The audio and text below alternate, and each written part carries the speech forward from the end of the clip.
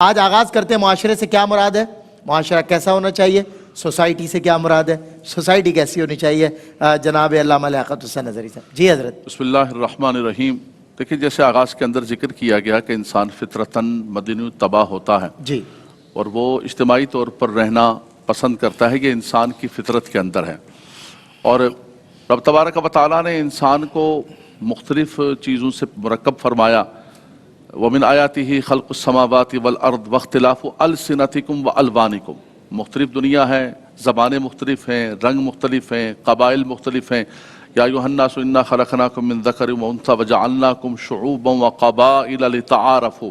ان کے قبائل کو مختلف رکھا، السنہ کو، الوان کو مختلف رکھا، لیکن پھر فرمایا کہ انسان اس معاشرے کے اندر ایک دوسرے کے رسپیکٹ کے ساتھ، ایک دوسرے کے احترام کے ساتھ مل جل کر رہے، کوئی بھی معاشرہ ہو۔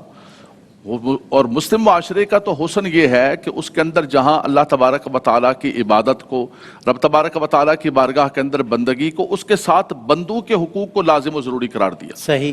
مثال کے طور پر آپ کا پڑوسی ہے، آپ کا نیبر ہے، فرمایا کہ پڑوسی کے تم نے حقوق ادا کرنے ہیں، اس کا ہر اعتبار سے خیال رکھنا ہے۔ اپنے گھر کے اندر کوئی ایسی چیز نہیں کرنی ہے کہ تمہارے پڑوسی کو تکلیف پہنچے، اس کی ہوا بند ہو جائے صحیح۔ اور اس کے گھر کے اندر کوئی ایسا نقصان ہو۔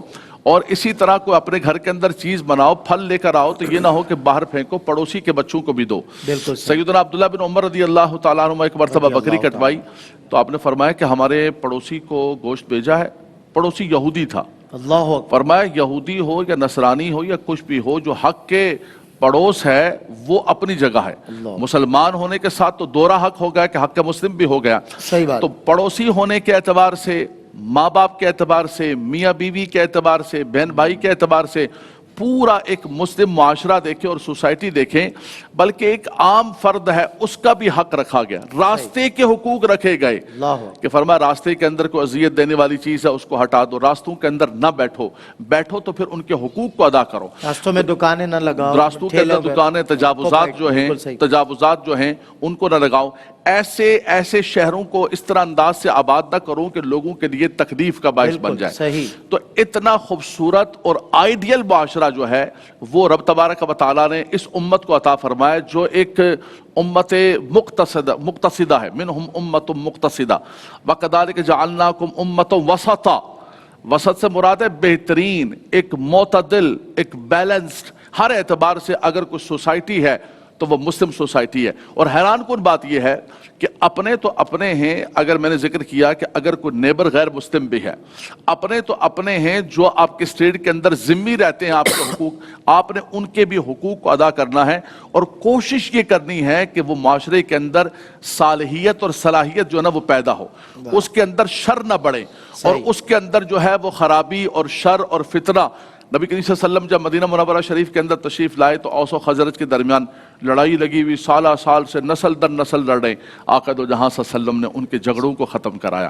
حضور علیہ السلام نے ان کے درمیان محبت پیدا کی۔ قرآن نے کہا وَاذْكُرُوا نِعْمَتَ اللَّهِ عَلَيْكُمْ إِذْ كُنْتُمْ أَعْدَاءً فَأَلَّفَ بَيْنَ قُلُوبِكُمْ فَأَصْبَحْتُمْ بِنِعْمَتِهِ إِخْوَانًا۔ فرمایا وہ جو عادات تھے، جو لڑ رہے تھے، حضور علیہ السلام نے مدینہ شریف کے اندر ان کے درمیان دشمنی کو ختم کر کے ان کے درمیان محبتیں پیدا فرمائیں۔ حضور علیہ السلام نے یہودیوں کے ساتھ پیکٹ کیے، میثاق مدینہ فرمایا کہ بھائی مل جل کر رہیں گے، ایک دوسرے کا احترام کریں گے، رسپیکٹ کریں گے۔